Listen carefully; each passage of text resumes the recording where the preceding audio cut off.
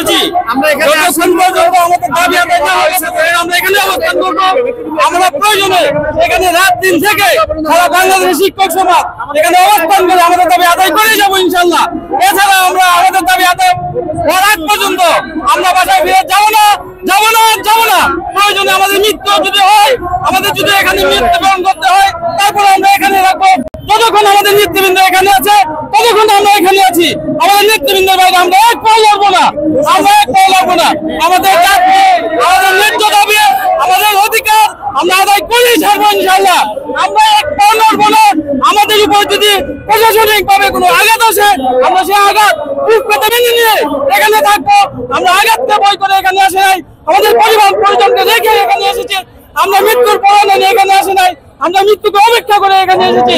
আমাদের বিজয় হওয়া পর্যন্ত আমরা এখান থেকে এক পাও চলবো না ইনশাল্লাহ।